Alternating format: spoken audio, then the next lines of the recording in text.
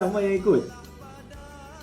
Dia macam gini kan, kau nak buy ke, kau nak sell ke, tak ada masalah. Sumpah aku cakap, kau nak buy ke, nak sell ke, tak ada masalah. Tapi contoh, kau nak buy kat atas ni, kau buy lah. Tapi kalau kau nampak dia buat BO, kau janganlah hold, kau cut je lah dulu. Apa masalah, apa yang kau takut? Dekat bawah, kau entry lah balik. Benda boleh pro kat Liberty dah. Ya, tapi kalau tiba-tiba turun tu. Bismillahirrahmanirrahim, aku celup sikit lah.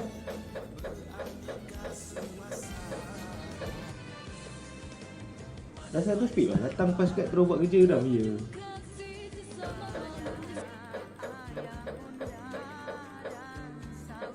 Okey, jangan banyak-banyak kan Momentum tengah kuat macam gini, jangan banyak-banyak. Kita masuk sikit, aku masuk sikit bye. Okey, dia dah buat breakout. Bismillahirrahmanirrahim. Aku masuk sell.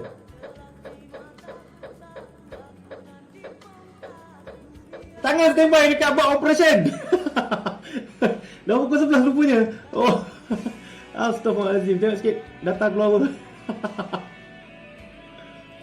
Data hijau dol. Turun dah. Apa lagi?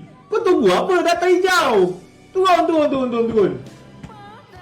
Sekarang 100 pip. Aku nak claim pun macam malu tau.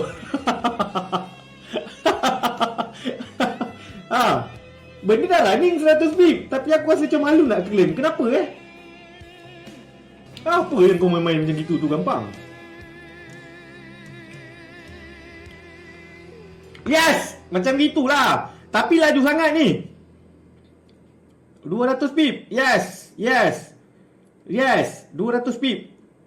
200 pip aku rasa macam elok sikit lah baru aku nak ni. This is the end.